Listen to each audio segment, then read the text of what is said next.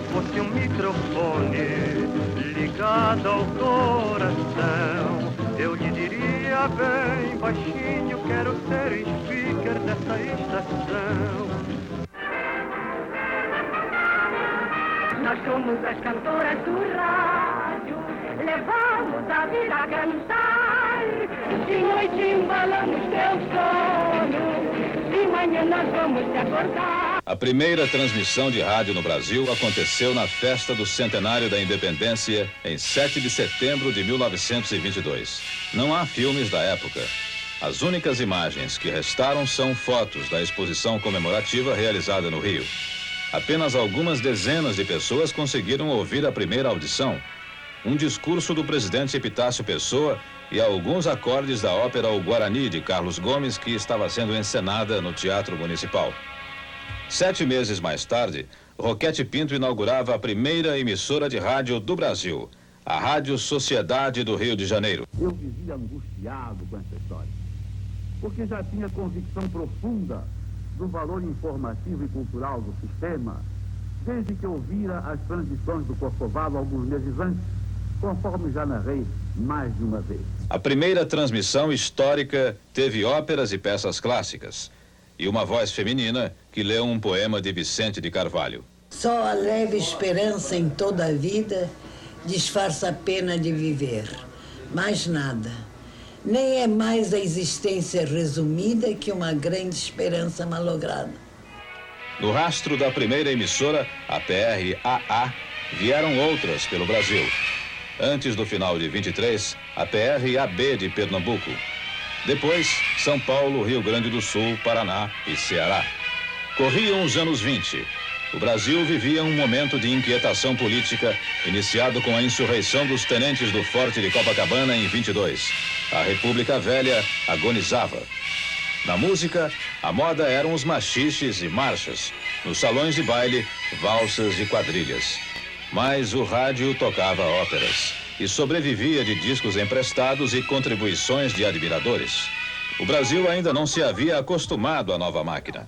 Esta cena do filme Jovem Tataravô retrata o espanto da época. O filme conta a história de um homem que ressuscita muitos anos depois da morte. E o objeto mais surpreendente que encontra na sua nova passagem pela Terra é exatamente o rádio. Aqui o bicho, tem.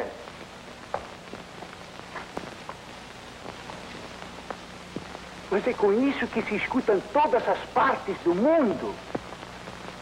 É. Mas assim, sem fio, sem nada. Os artistas de rádio e as emissoras também chamavam a atenção.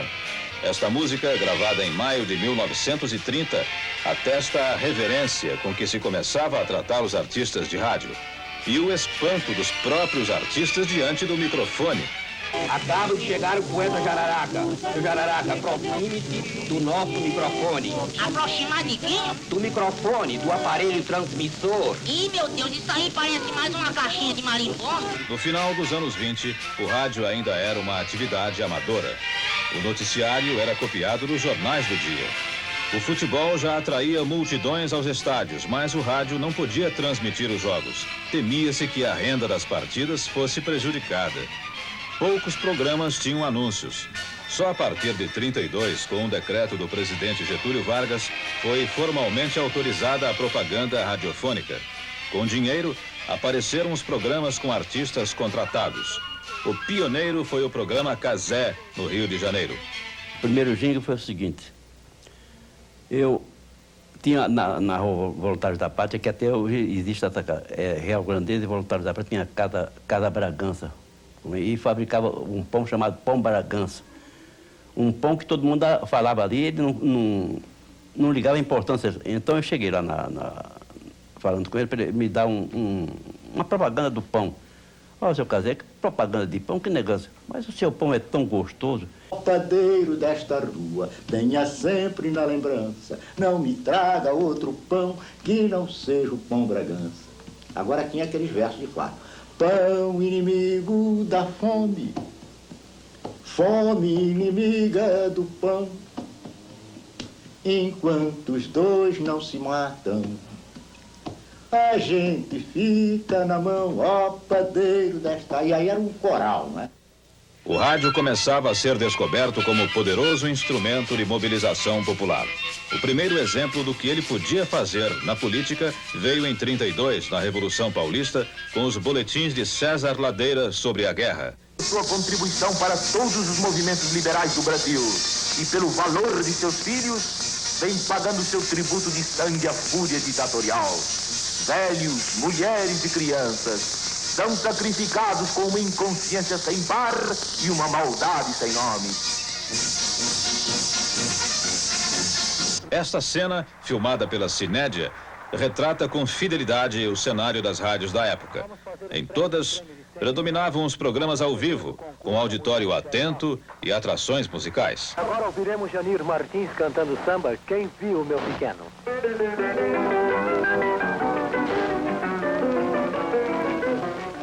Quem viu meu pequeno por aí, tipo óbvio, quem viu, faça o favor de ligar para 000 e é meu bangalô. O rádio é responsável realmente por uma transformação muito grande naquilo que se fazia em matéria de música. Se você procurar ouvir discos antigos, aqueles dos tempos da Casa Edison, Rio de Janeiro, e mesmo as gravações da era mecânica, você vai ver que a música brasileira era tratada mal no disco, né? Os programas multiplicaram ouvintes e começaram a construir mitos. O rádio vivia da música e de seus cantores. Chico Alves foi um dos primeiros. Quando eu te dei meu coração, não podia nunca imaginar que existisse a palavra ingratidão na cartilha azul do teu olhar. O povo sabe muito, principalmente da sua música popular. E então foram selecionando os falsos valores, que na época também havia, com muito menos quantidade, lógico, mas e foram ficando os legítimos, porque os cantores antigamente não eram cantores só, eram cantores e intérpretes. Eu fui cantar, fiquei no mesmo lugar, e nisso vinha então o contra-rega, fazia para que ele me colocasse melhor junto ao microfone, conforme a luz acendia, ele me empurrava ou me puxava. Então é a onda que eu digo brincando. Então eu digo, foi assim que eu entrei para o rádio, aos empurrões. Pirata da areia, que não rouba embarcações, que fica nas praias serenas, avançando nas pequenas e assaltando corações. Pirata, você não me engana, pirata da areia de Copacabana. Pirata, você não me engana, pirata da areia de Copacabana. Uma das vezes a Dircia caiu dura no chão, no estúdio. E o Chico fez sinal pra mim, me chamou. Eu tava no auditório, pequenininho. Entrei no estúdio, ele me deu um violão, canta, canta. Eu aí comecei a cantar. Quando eu olho pra trás, depois de 3 ou 4 samba, tava o Chico, o papai e ela rindo de mim, né? E eu perdi o medo até hoje. Na metade dos anos 30, o rádio era o principal motor da música popular brasileira e do carnaval. Sucessos como Teu Cabelo Não Nega, Arrasta a Sandália, Cidade Maravilhosa, Ri de Palhaço, embalaram os foliões do país graças ao rádio. Estas cenas são do Carnaval de 33.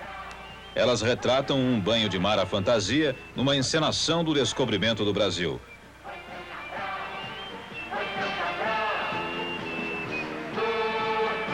No Carnaval de rua, os artistas já eram homenageados. E ganham até um baile, o baile Vozes do Rádio. Nestas cenas aparecem Heloísa Helena e o locutor César Ladeira. O rádio tinha os primeiros reis do carnaval. Cantando espalharei por toda parte, que o forte estandarte vai ser seu Cabral. Quem vê a minha figura, diz que eu sou assim, assim.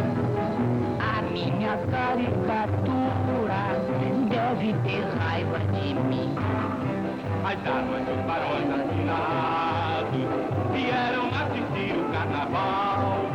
Cantando espalharei por toda parte, que o forte estandarte vai ser seu Cabral. O fenômeno de comunicação radiofônica mais inesperado, porém, começou em 32. Aulas de ginástica pelo rádio. O autor da proeza, então um jovem de 28 anos, ganhou até uma estátua em praça pública e manteve o programa no ar durante 51 anos. 1, 2. Levantar os joelhos. 1, 2. Manter a cadência. 1, 2. Peito saliente. 1, 2. Na ponta dos pés. Começar. 1, 2. As pessoas conseguiam acompanhar esses exercícios pelo rádio? Porque cada um deles tinha um mapa, né? Mapa desse, mapa 2 com bastão. Então o mapa ficava aberto na frente deles, em casa. Os radioginastas tinham mapa. Então eu via ali, e mandava para lá, ele via como estava e fazia a posição. Tempo 1. Tocando os pés. 2. Segundo toque. 3. Terceiro toque. 4. Erguer o bastão na nuca. 12 de setembro de 1936, 9 da noite. Num estúdio, no alto deste edifício, na Praça Mauá, na zona portuária do Rio de Janeiro, um gongo soou 3 vezes. Em seguida, falou um locutor inaugurando uma nova emissora de rádio no Brasil. Alô, alô, Brasil.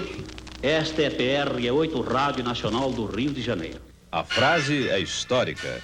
Fundada como emissora particular, mas encampada pelo governo federal 4 anos depois, a Nacional se tornaria a mais poderosa rádio do país. Uma das alavancas dessa escalada foi o humor. 2 anos depois de fundada, a Nacional roubou da Rádio Tupi do Rio a primeira dupla humorística do rádio, Alvarenga e Ranchinho. O rádio já era um fenômeno de massa que inspirava o cinema. Este filme mostra Alvarenga e Ranchinho em viagem ao Rio para contratar estrelas do broadcasting radiofônico em nome de um coronel do interior. O que é que a sua estrela faz, hein? A minha estrela? É. A minha estrela acho que não faz é nada. É? E a sua, compadre? A minha? A minha também não faz nada, não. É igual a sua. No cinema, nos 16 filmes que fizeram, Alvarenga e Ranchinho repetiam, com variações, os esquetes que executavam na rádio. Por causa deles, durante a ditadura do Estado Novo, a dupla tinha de prestar contas ao chefe do DIP, Lourival Fontes. O Lourival Fontes ficou muito zangado com a gente, porque queria que nós levássemos o nosso repertório para ele censurar. Não, eu quero censurar tudo. Tudo que vocês tiver de crítica contra o governo, vocês têm que trazer aqui para censurar. Aí o Alvarenga disse, mas o doutor, entre piadas, entre as nossas músicas, nós temos o improviso. Aí ele disse, eu também quero um improviso censurado. A crítica a políticos internacionais era mais fácil, sobretudo depois que o Brasil entrou na Segunda Grande Guerra. Nestas cenas do filme Samba em Berlim, Alvarenga e Ranchinho repetem as paródias que popularizaram no rádio para decompor Hitler e Mussolini. É de baiana. Baiana. E a sua fantasia, qual é? É palhaça, é? Está falando Você já foi Stalingrado, Hitler? Não, então vá. O Mussolini só canta assim. Solene não abre na bebida, eu gosto assim. Quando você dormir,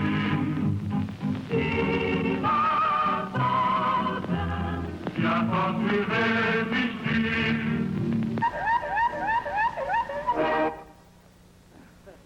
Jararaca e Ratinho formaram outra dupla caipira famosa do rádio. Bons de humor, os dois também eram craques na música. A malícia da dupla está presente nesta fala de Jararaca na Rádio Nacional. Imagina que eu tenho 9 sobrinhas. Ih, rapaz. 9 sobrinhas, todas 9 solteironas, é brincadeira isso? A mais nova já tá com 48 anos. Deixa você. Tá encruada. 9 moças dentro de casa sem casar num tempo de calor desse, é brincadeira? É uma coisa... É um tá de toma banho, Joana, te lava Maria, é uma coisa... calor desse é uma coisa. Também elas não sabem nem namorar, como é que vai casar? Só namora com cacheiro viajante, como é que pode? Espera aqui que tem um cacheiro viajante? Cacheiro viajante não dá tempo pra casar. Hein? Ele só chega, apresenta as amostras e cai fora logo, né? Pílulas de vida trazem saúde para todos nós. Uma das vítimas prediletas do rádio, porém, era o próprio rádio. Como na divertida estação clandestina do rádio, a PRK-30, inicialmente PRK-20. Lauro Borges, autor do texto, e Castro Barbosa eram os responsáveis pelo caos organizado do programa. Castro Barbosa era o apresentador da rádio. Megatério Nababo do Alicerce. Meus senhores e minhas senhoras, damos os fechos. Boa noite. Daqui fala a PRK-20, Rádio X Federal da Cidade Aberta, na frequência de 0,97.60 e não se levanta mais. Olha o clarim! Meus fanáticos admiradores, boa noite. Lauro Borges era o poliglota de voz lantijolada. Clara e cristalina, a veludade amiga do grande speaker Otelo Trigueiro, o homem cuja garganta vale um poema. Mas os dois faziam de tudo na PRK-30. Como a grande fadista Maria Joaquina Dobradiça da Porta Baixa, interpretada por Lauro Borges. Vi uma estrela celeste, douradinha de céu, uma estrela redondinha, do formato de um chapéu. Uma estrela redondinha, do formato de um chapéu. Ai, estrelinha, estrelinha, estrelinha, quem me dera, estrelinha, quem me dera foras minha. Ai, estrelinha, estrelinha, estrelinha, quem me dera, estrelinha, quem me dera foras minha. Melhorar, melhorar, é melhor e não faz mal. Melhorar, melhorar, é melhor e não faz mal. Onde está a verdadeira mulher Sherlock?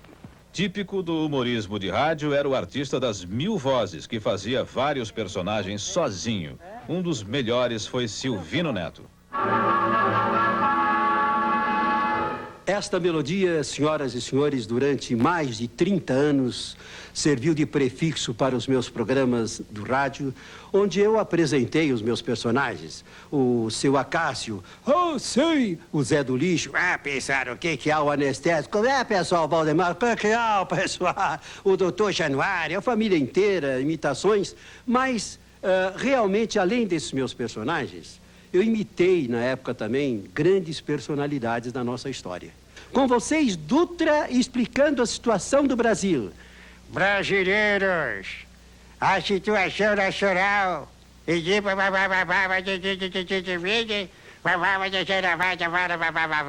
Minhas caras patrícias, meus caros patrícios, povo da minha terra, só eu sou testemunha e Deus, o nosso Pai Todo-Poderoso, do quanto sofri no governo de São Paulo. Tudo o que acontecia eu era o culpado. Estava chovendo, eu era o culpado. Estava fazendo sol, eu era o culpado. Uma vez uma senhora em Sorocaba deu à luz a 6 crianças, mas graças a Deus faziam 2 anos que eu não ia a Sorocaba. Diogo, mas olha que bobagem! O quadro mais popular do humorista, porém, era a conversa telefônica entre a dona de uma pensão, a Pimpinela, e o dono de um açougue. Escuta, faz o biseiro que me informaram. O senhor tem colchão mole? Colchão mole? Não, senhora, eu durmo na esteira, é muito duro. Mas não é colchão de dormir, é colchão de comer. Comer o quê? O colchão, ora essa. O senhor é carnicero e não sabe, tem colchão mole, colchão duro. Quer dizer que tem cama, guarda-roupa. Que cama, guarda-roupa na miséria? Escuta, o senhor tem bucho? Bucho? Eu tinha, sim, senhora, mas agora estou viúvo. Ora, mas o que tem de ver uma coisa com a outra? A senhora fala isso que a senhora não viu a cara da minha mulher, aí é que tá. Escuta, faz o biseiro que me informar. O senhor tem orelha? A senhora está brincando comigo, tá, minha senhora? Por quê? Naturalmente. Se eu não tenho orelha, como é que eu estou ouvindo o que a senhora está falando? Mas não é orelha do senhor, é orelha de porco. A senhora acha que eu tenho orelha de porco? Mas não é o senhor, é o açougue. O senhor já viu o açougue com orelha, minha senhora? Escuta, faz o biseiro que me informar. O senhor tem coração? Coração? Por que essas perguntas, minha senhora? A bela Teresa, na amarga incerteza, vivia triste como um caracol. Seu olho todo uma tristeza. Agora Teresa é uma princesa pois lava a boca com astringosol. Seu hálito é uma beleza. Os tipos comuns, trapalhões, eram os preferidos pelos humoristas do rádio. Manuel da Nóbrega e Aloísio Silva de Araújo fizeram da sua cadeira de barbeiro um lugar de sofrimento para o freguês. Você está fazendo a barba com cabo?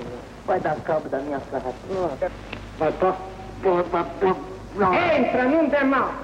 Sinceramente, eu não sei por que nós tivemos que fazer essa casa. Mas você é bobo, Heitor. Nóbrega foi também parceiro de outro grande humorista do rádio paulista, Pagano Sobrinho. Nesta cena de TV de 67, os dois contracenam com Jô Soares. O que foi que aconteceu com a galinha de ovos de ouro? Não soube. Não, Heitor. Ela engoliu uma fotografia do Flávio Cavalcante. Outro alvo predileto do humor de rádio eram as paródias de cenas passadas em salas de aula. As primeiras do gênero foram Piadas do Manduca, de Renato Mursi, e A Escolinha de Dona Olinda, em São Paulo, escrita por Vital Fernandes da Silva, o Inhototico. A Escolinha ficou 25 anos no ar. Inhototico fazia a professora e os alunos, um negro, um caipira e representantes das colônias estrangeiras em São Paulo. Lá em casa, meu pai fala assim que é de pequeno que você trouxe o pepino. Seu Sebastião, cala a boca. Eu estou cansada de dizer, na classe, o aluno para falar pede licença. Dona Olinda botou o tortinho a favor da senhora. Não preciso. Mal agradecido. Que é? Estou rezando. E por que, o que faz o governo? O governo faz o que pode, mas faz muito pouco, porca miséria.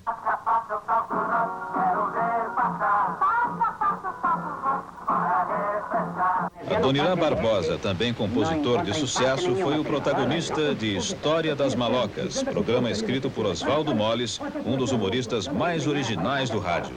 Neste filme, Adoniran vive outro tipo popular, o trapalhão Moisés, aqui um alfaiate sem meias medidas. Olha aqui.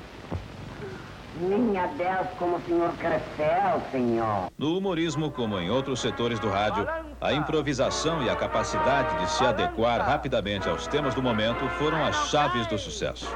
Foi assim que, em 1950, nasceu um programa preparado às pressas para substituir a PRK-30, cujos criadores estavam em litígio com a Rádio Nacional. Como eles não chegavam a um acordo, o Vitor Costa, que era diretor da rádio, me perguntou se eu tinha algum programa para botar no ar. Ele disse, olha, eu tenho um programa aí que eu imaginei, que chama Balança Mas Não Cai, e vou levar o plano para você ver. Ele disse, não precisa mostrar, não. Lança no ar, porque eu não tenho que botar no ar na sexta-feira.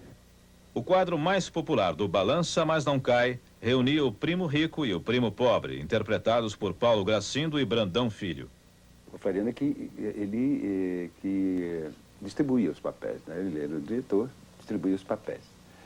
Quando nós escrevemos aquele Balança e fomos ensaiar, estranhamente, o Primo Rico era feito pelo Brandão, na distribuição do Floriano, e o Primo Pobre por mim. Então começamos a discutir, argumentar, e ele tem música danada. Disse, não, vai assim, e todo mundo, mas Floriano e tal. Naturalmente houve um engano dele, mas aí discutimos de tal maneira que quando entramos no auditório, no palco, para fazermos o programa, o Floriano, que já estava cheio da gente argumentar, disse, sabe uma coisa, vocês façam o que vocês quiserem. E nós trocamos na hora. O Primo Pobre Brandão Filho também se dava bem em Tancredo e Trancado, um programa escrito por Guiarone que ficou 17 anos no ar.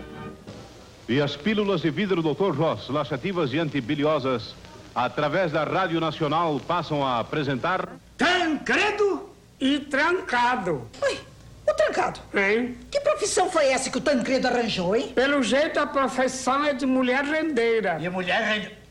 Olha aqui, Trancado, mulher rendeira, eu te digo quem é, depois que as crianças saírem da sala, sabe? Eu sou o professor Tancredo, fornecedor de justificativas e proprietário da firma. Desculpas por atacado e sociedade anômala.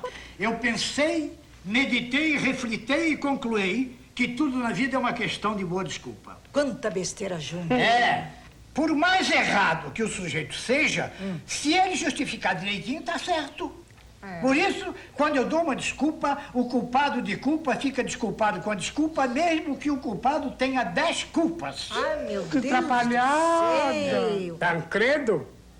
Aí tem Jacutinga. Eu já senti a catinga. O rádio descobriu a literatura no início dos anos 30. As histórias eram lidas página por página, diretamente dos livros. Eu tinha um programa de Defensores da Lei, um programa policial, porque antes do programa da lei eu tinha um programa policial, Sherlock, era a radiofonização das obras de Conan Doyle, Sherlock Holmes. Então é Luiz Aleixo de Almeida que fazia o script. E o Zaru era o detetive. O teatro veio logo depois, com a contratação de atores e a leitura de peças. Vim para o rádio porque eu já era ator de teatro. O Olavo de Barros, que era um grande diretor e ator, e gostava muito de mim, me convidou, porque eu lia fácil, né? Então eles procuravam aqueles atores que liam mais facilmente, de primeira.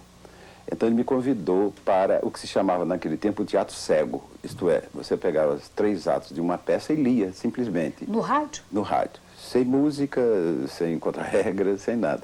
Então chamava-se isso o teatro cego. Nós fizemos isso experimentalmente e foi um sucesso extraordinário. Mas a novela era um gênero no qual as emissoras não queriam investir. O Mr. Penn tinha trazido de Cuba algumas novelas, algumas histórias seriadas. Gisberto Martins traduziu, mas tinha medo, que era um gênero inteiramente novo. Medo do público, evidentemente, E não aceitar. Mudar de estação. Isso, exato. Mas aí viu, disse, olha, eu vou lançar, que eu estou vendo que lendo vocês estão agradando, quanto mais representando.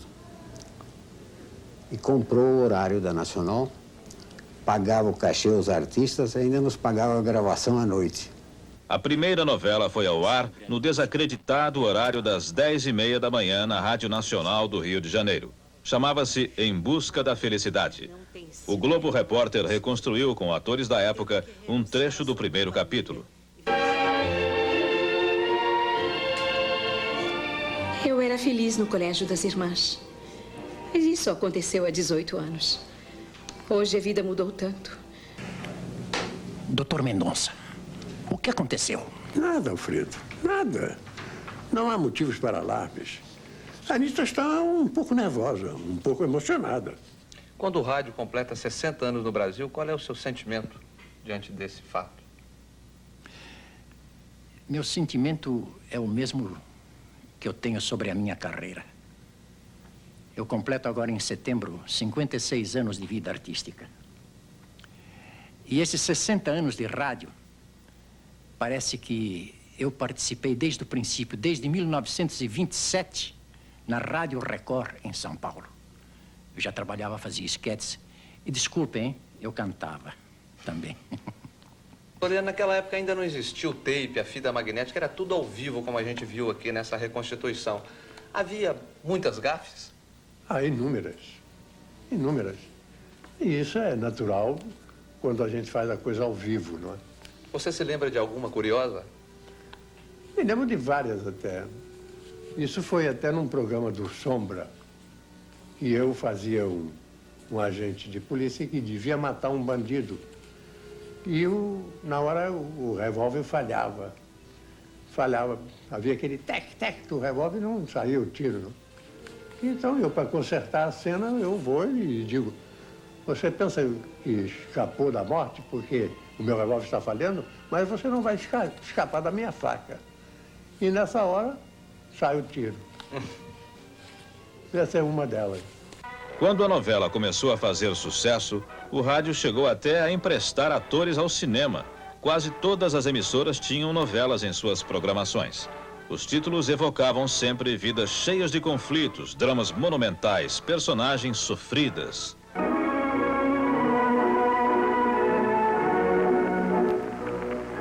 Fatalidade.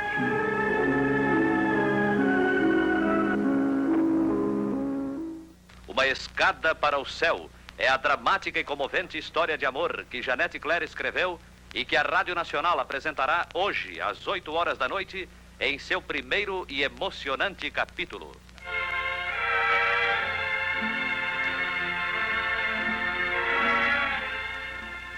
Rádio Teatro Colgate Palmolive é mais um capítulo de Serra Brava. E Janete, como é que era fazer radionovela? Era maravilhoso naquela época. Era uma coisa assim muito mais simples. Não que não tivéssemos compromisso com a realidade, não é isso. Mas eu acho que os tempos eram diferentes e rádio era uma coisa assim muito mais humana, mais perto da gente, mais perto do povo. Amaral, quantas peças você escreveu no rádio? Peças, umas 30. Novelas, eu perdi a conta. Um dia fizeram essa pergunta, eu respondi que não sabia o número exato. Sabia que tinha pelo menos meia tonelada de papéis lá no arquivo. A novela de maior sucesso radiofônico foi O Direito de Nascer. Estas cenas são da adaptação da novela para a televisão. No rádio, O Direito de Nascer ficou 2 anos no ar e tinha Paulo Gracindo no papel do médico Albertinho Limonta. Alberto, eu conheço a tua mãe. A senhora conhece? Diga quem é e onde está. Nos anos 40 e 50, a Rádio Nacional chegou a ter 20 novelas no ar simultaneamente apresentadas em capítulos diários de meia hora. Em outras emissoras, a situação era semelhante e isso acabou roubando o tempo das atrações musicais. Senhoras e senhoritas, mais um sensacional capítulo da novela... Esta música, gravada pela dupla Joel e Gaúcho, é uma espécie de vingança. Nela, a reclamação. Coitado de quem tem rádio e não pode variar. Emocionante da novela quilométrica eu ouço anunciar. Mais uma tortura pros ouvidos do coitado que tem rádio e não pode variar. O sucesso das novelas, no entanto, era tão grande que deixou resíduos até hoje. Em São Paulo, um elenco dos tempos pioneiros, encabeçado pelo ator Valdemar Cilione, está encenando novamente velhos scripts na Rádio Record. Estamos apresentando no Grande Teatro Record A Estrela Negra. Você foi a minha escolhida, Kátia. Precisa saber de tudo a meu respeito. E sobre você também. Eu sempre senti que havia um mistério à sua volta.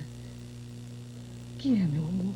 Lançamos o Radiatro há 3 meses, o Radiatro está no ar e eu posso afirmar a você que, através da inúmera correspondência que recebemos, através do Ibope, que já vem registrando uma extraordinária ascensão, e da pesquisa que pessoalmente nós fazemos, nós temos absoluta certeza que o Radiatro está voltando ao rádio.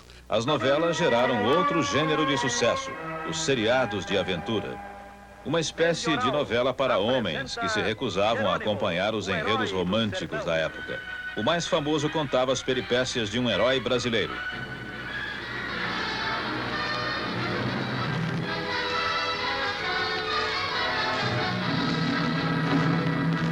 Melhoral, que contra a dor chega primeiro, apresenta Jerônimo, o herói do sertão.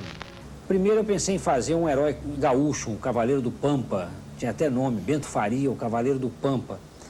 Mas aí acharam que era muito regional, que o resto do Brasil aceitaria com uma certa resistência, que era mais fácil, pelo tipo de mitologia brasileira, um herói que não fosse localizado em lugar nenhum, mas tivesse um perfume de Nordeste. E aí nasceu o Jerônimo, o herói do sertão. Outro seriado contava as aventuras do detetive Sombra e era anunciado em voz cavernosa por Otávio Gabus Mendes, em São Paulo, e Sinclair Lopes, no Rio. Quem sabe o mal que se esconde nos corações humanos? O Sombra sabe.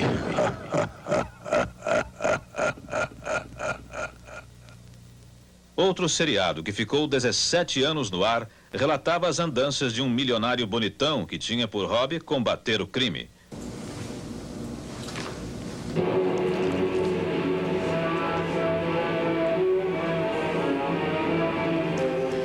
E passamos a apresentar as sensacionais aventuras do Anjo, com outro capítulo da série O Cientista Sinistro, uma produção de Álvaro Aguiar. Chamados pelo Dr. Eduardo ao grande hospital central, o Anjo e seus companheiros procuram esclarecer a morte de Vitor Servalli, o rei do cobre. Anjo e Jarbas dão uma busca no hospital guiados pelo esquisito enfermeiro Martins. Entram na sala de cirurgia e notam alguma coisa de anormal. O Anjo manda que Martins se retire e quando resolve sair com Jarbas... A porta está fechada por fora, Anjo. Mas temos que sair daqui. Anjo, olhe por baixo da porta. Gás, fomos apanhados numa verdadeira ratoeira, Jarbas. Estamos perdidos, Anjo. Perdidos. A claraboia. Talvez eu consiga quebrar o vidro atirando meu revólver. Isso. Vamos ver. Anjo, eu estou morrendo. O ar que está entrando por ali não é suficiente. Mais força, rapaz. Tem que derrubar a porta depressa. Pai, metralha! Aí estão eles, caídos. Aí é isso. Tira eles pra fora. Isso aqui tá cheio de gás. Depressa. Vamos. Fundamental para materializar aventuras e novelas era a sonoplastia. Com os mais variados e estranhos instrumentos, os sonoplastas criavam os sons que ajudavam o ouvinte a imaginar a história.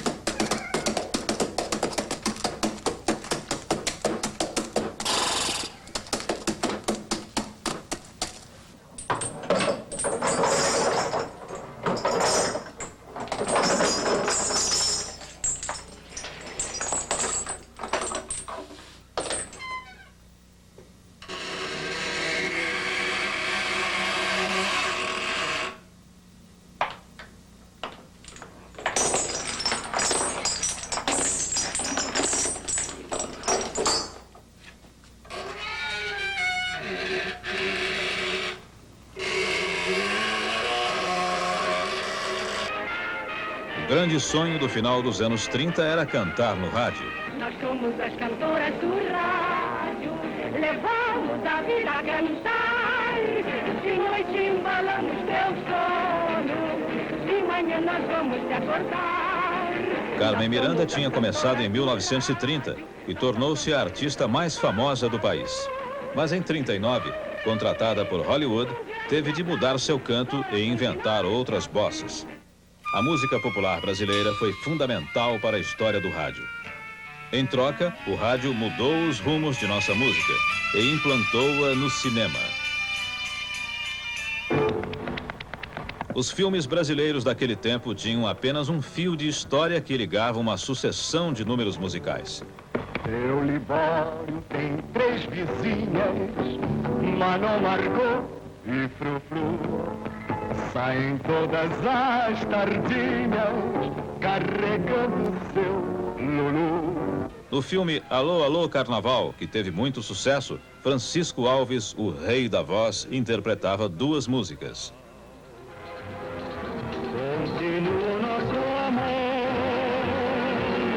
eu sou sentimental, sempre fui um sonhador, eu sou sentimental, sempre fui um sonhador. Mas o primeiro ídolo do rádio que provocou o delírio do público foi Orlando Silva, o cantor das multidões. Graciosa estátua majestosa do amor por Deus esculturada e formada por... Cadê a gravata? Eu não tenho gravata, não, senhor. Que coisa. Tá bom, meu velho. Anuncia aí o que vai cantar, viu? E felicidade, tá vendo? Muito obrigado. Vamos ver. Eu vou cantar uma canção... Programas de calouros como este, do filme O Ébrio, com Vicente Celestino, representavam a chance de subir na vida e conquistar as multidões. Dormi e às noites, num banco tosco de jardim. Papel Carbono, de Renato Mursi, ficou 26 anos no ar e nele começaram a carreira dezenas de futuros astros e estrelas da música. Renato, quais os artistas que o Papel Carbono revelou? Não, eu não vou falar todos porque aqui não dá tempo, né? Eu posso citar alguns. Zé Vasconcelos, Luiz Gonzaga, Chico Anísio, Roberto Carlos, Anja Maria, Helen de Lima, Doris Monteiro, Cláudia Barroso, Adelaide Quioso. Ari Barroso e Heber de Boscoli criaram programas de calouros de sucesso. Glossora. A música se tornou tão importante para o rádio que alguns comerciais, os reclames, como se dizia na época, duraram mais na memória dos ouvintes que muitas canções. Jingles eu fiz muitos, Eu tenho alguns que marcaram a época, como tem o jingle da Coca-Cola, feito para o Natal, usando o tema musical do programa Coca-Cola. Eu vou dizer, o programa Coca-Cola chamava-se 1 Milhão de Melodias, na verdade. Como é que era o jingle? Nessa hora tão feliz, a família em reunião cordial, Coca-Cola presente lhe diz, Feliz Ano Novo, Feliz Natal.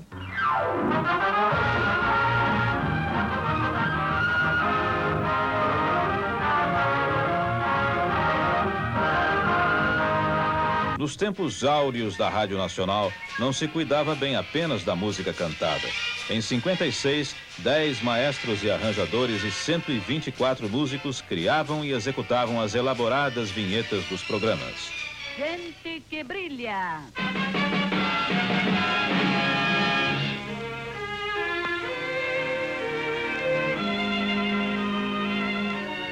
Boa noite, ouvintes. Seu amigo Paulo Roberto dando início a mais uma audição do programa Gente que Brilha, ao microfone da Rádio Nacional do Rio. No final dos anos 40, os programas de auditório se tornaram uma atração decisiva. Heber de Boscoli e Yara Salles no programa A Felicidade Bate à Sua Porta iam cada semana a um bairro do Rio, onde distribuíam prêmios e apresentavam cantores. O auditório aí era a multidão na rua. No Cassino do Chacrinha, o auditório era inventado. Abelardo Barbosa usava a sonoplastia para dar a impressão de programa ao vivo no auditório de um cassino. Uma certa vez, lá no Tamoio, foi um casal de argentinos, tá entendendo? A mulher de vestido de baile, o homem todo de smoke e tudo mais. Foram à rádio Tupi, que a Tupi então era igual, né? Foram lá com a exclusividade de uma pessoa que ia a um cassino. Foram lá pensando que aquilo era um cassino. E quando chegaram lá, me viram eu de cueca, tá entendendo? Eu de cueca, junto com o pé do cara lá em cima, o cara cá embaixo, arrodeado de panela, fazendo o programa. Então o cara achou muita graça e voltou para casa, tudo aí. Os programas de maior êxito eram feitos mesmo no auditório das rádios.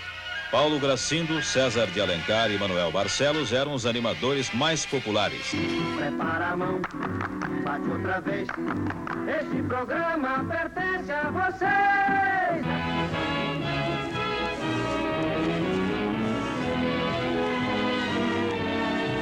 O sucesso desses programas transformou a eleição da rainha do rádio num fato de destaque.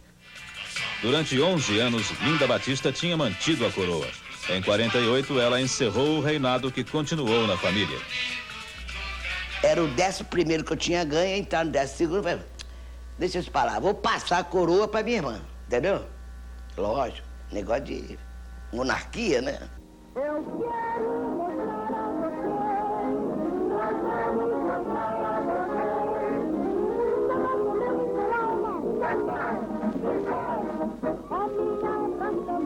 Foi no ano seguinte que o concurso ganhou dimensões definitivas. Numa disputa difícil, Marlene, atração do programa Manuel Barcelos, derrotou Emilinha Borba, estrela do programa César de Alencar. Ambos os programas eram da Rádio Nacional. No sábado, então, que foi a última votação, deu então no Repórter Essa que eu havia ganho, que era a rainha do rádio. Eu levei um maior Viu no susto. Repórter Essa? Isso é incrível. Porque é a Hora do Brasil, tudo. Quer dizer Foi uma coisa incrível. que foi a Antártica que fez de você a rainha do rádio Exato. naquele ano. A Antártica deu um cheque em branco. O que precisasse da Antártica. Porque, naturalmente, ela estava querendo lançar um produto dela, Guaraná Caçula. A revanche de Emilinha só veio em 53, quando ela se elegeu com mais de 1 milhão de votos. Bem, amigos, ouvintes da Rádio Nacional, nos instantes finais e culminantes do nosso programa é quando vamos apresentar a minha, a sua, a nossa favorita, Emilinha Borba. Tomara de chuva, 3 dias sem parar. A minha grande mágoa, ela em casa não ter água e eu preciso me lavar. De promessa eu ando cheia, quando conto a minha vida, ninguém quer acreditar. Trabalho não me cansa, me cansa é pensar. Que lá em casa não tem água nem de se lavar. Um dia, uma vez lá em Cuba, dançando uma rumba, disseram que eu era escandalosa. Ai, dancei e por aí vai agora. Paraíba masculina, mulher macho, sim senhor. E tantas outras. Assim se passaram 10 anos, sem eu ver teu rosto. Em 54, uma ex-tecelã, filha de pastor protestante, ganhou a coroa sem contestação dos fãs-clubes. Abelim Maria da Cunha, Ângela Maria. E Ângela Maria canta. Tu me mandaste embora, eu irei, mas comigo também levarei o orgulho de não mais voltar. O único rei dos auditórios foi Calbi Peixoto, o mais popular cantor brasileiro dos anos 50. Seu esperto empresário, de veras, contratava mocinhas que desmaiavam à vista do cantor ou rasgavam a roupa dele. Mas Calbi sobreviveu ao sucesso fabricado e à decadência dos programas de auditório.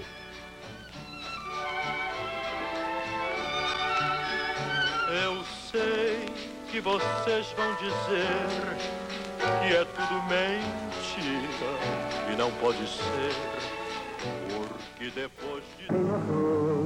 Bacharelado em coisas de anatomia, andar na aristocracia, discutindo o assunto. O jornalismo esportivo foi pioneiro no rádio com transmissão de futebol. No final dos anos 20, Amador Santos, no Rio, descrevia lentamente as cenas de jogo. Em 31, ocorre a primeira irradiação da maneira como se conhece hoje. Eu precisava dar a impressão ao indivíduo que estivesse ouvindo com os 2 fones do rádio Galena que ele estaria apreciando e vendo quase, e completando com a sua imaginação a minha descrição. O importante para a turma era falar o tempo todo, não deixar espaços. Ele chegava a 250 palavras por minuto. Era o speaker metralhadora. Se estiver errado, se me desculpe também, 50 anos depois, não vão querer muito, não é? Então, eu dizia o seguinte: PRB9 Rádio Record, a Voz de São Paulo, transmitindo diretamente do campo do Palmeiras, sob a patrocínio da Equitativa, a grande sociedade de seguro de vida. Equitativa, um símbolo, equitativa, uma palavra, equitativa, um símbolo de garantia e previdência. Faça seu seguro na Equitativa para ter a certeza que sua previdência ganhou em terreno. Equitativa. Galiano Neto do Rio foi o primeiro a fazer transmissões do exterior. Em 38, irradiava a Copa do Mundo, a primeira transmitida ao vivo para o Brasil. Já no início, um problema dos locutores era dar emoção à narrativa dos lances. Ari Barroso, com sua gaitinha e torcendo descaradamente para o Flamengo, rompeu os padrões de bom comportamento diante dos microfones. Você chegou a conhecer o Ari Barroso transmitindo o jogo? Claro que Como é que ele transmitiu? Desce o Flamengo, bola com Aristóbulo. Aristóbulo não é nome de jogador de futebol. Ataque contra nós. Ele não dizia contra o Flamengo, ele dizia contra nós, né? Vai começar a partida. Leônidas entrega Perácio. Perácio a Leônidas. Leônidas avança pelo centro, dribla o Mercedinho, sanduíches, No rastro de Ari, os locutores criaram expressões, tipos, deram apelidos a lances. Liga para Rúlio Pérez. Rúlio Pérez lança a gente, agora fugindo pela direita. Vai rapidamente. Adentra perigosamente. Chutou para gol! Gol de Ginja! Gol de Ginja para os uruguaios! O rádio, desde o início, acompanhou também outros esportes. Em 36, no Hipódromo da Moca, em São Paulo, Teófilo de Vasconcelos fez a primeira irradiação de uma corrida de cavalos. Corri o ano 36, quando eu fui uma tarde ver o que era esse negócio de corrida, porque eu não conhecia nada de corrida, mal distinguia o jockey do cavalo. E fui e gostei, e vi que a corrida de cavalo é um espetáculo essencialmente radiogênico. E eu, então, propus uma concessão experimental aos diretores do Jockey Clube de São Paulo, na época, que concederam uma corrida para eu transmitir. Os noticiosos baseavam-se na leitura de jornais e telegramas. Tudo se passava no estúdio. A figura do rádio repórter ou repórter volante surge em 36. O equipamento era uma caixa com o fio ligado a um microfone. Não tinha mais do que isso. E uma antena. E uma antena, exatamente, uma antena. Então eu punha, era uma mochila, uma espécie de mochila, ela já vinha com uma capa, punha nas costas e saía com aquilo na mão, falando. O primeiro noticioso de prestígio surge em 41. O prefixo do jornal, em poucos anos, se tornou um som conhecido e esperado nas principais cidades do país. Amigo ouvintes, aqui fala o repórter Esso, testemunho ocular da história. Um gaúcho, Heron Domingues, se tornaria o locutor símbolo do repórter Esso. Atenção, atenção, Beverly Hills, Califórnia, faleceu Carmen Miranda. Beverly Hills, Califórnia. O falecimento de Carmen Miranda ocorreu ao amanhecer de hoje em sua residência, momentos depois de se despedir de amigos que a levaram. Um ano depois do surgimento do repórter Esso, Corifeu de Azevedo Marques cria o segundo noticioso importante.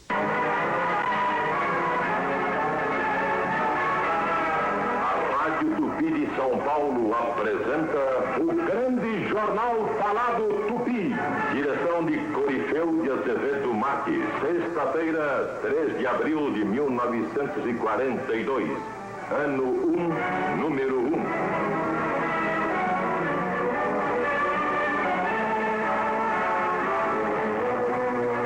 Reiniciada a guerra aérea contra a Inglaterra.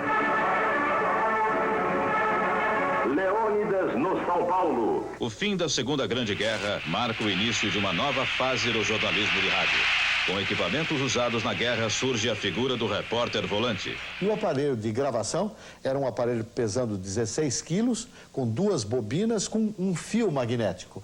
O gravador nasceu deste gravador, pelo qual um comandante de tropa gravava, codificado ou não, alguma mensagem que depois era levado e colocado num outro aparelho gêmeo para reproduzir. Ao mesmo tempo, com o fim da ditadura Vargas, acaba a censura à imprensa e a reportagem torna-se possível. Com a deposição do senhor Getúlio Vargas em 29 de outubro de 1945, aquela lei pendular da história, veio então aquela euforia de liberdade. Podia-se fazer tudo. Sim. E eu, que havia deixado a reportagem esportiva, fui para a Rádio Bandeirantes, que pertencia à organização Record, e tive a ideia, por iniciativa também do Paulinho de Carvalho, de começar a fazer reportagens. As primeiras reportagens nós irradiávamos toda a tarde, parece que era às 18 horas, um programa chamado Patrulha H9, de um bairro da capital. No Carnaval de 50, já há repórteres nas ruas, ouvindo os foliões. Rádio Nacional do Rio de Janeiro, fixando aspectos do Carnaval Carioca, agora transmitindo diretamente do Largo da Carioca. Estamos aqui diante do Bloco Milionários de Buenos Aires. Começam a surgir os primeiros grandes repórteres. Uma dupla ficou famosa, Tico Tico e Carlos Espera. Da República, esse repórter durante 5 anos acompanhou por várias partes do Brasil. E é um prazer imenso, é com emoção que este repórter o cumprimenta nesta última entrevista. O repórter Esso durou no rádio 27 anos. Na última transmissão, o locutor Roberto Figueiredo termina chorando. Última edição radiofônica.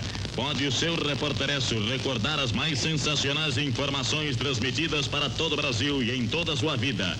1941, os japoneses atacam a base norte-americana de Pearl Harbor. 1954, suicídio de Getúlio Vargas. 1959, Fidel Castro vence a Revolução Cubana.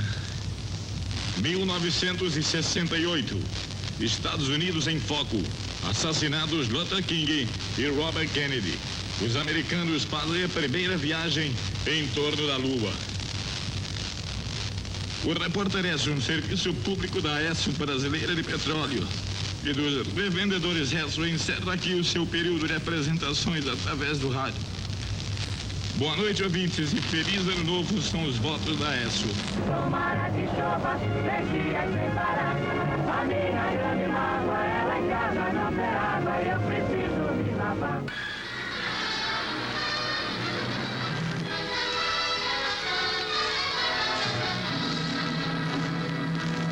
Melhoral, que contra a dor chega primeiro, apresenta Jerônimo, o herói do sertão.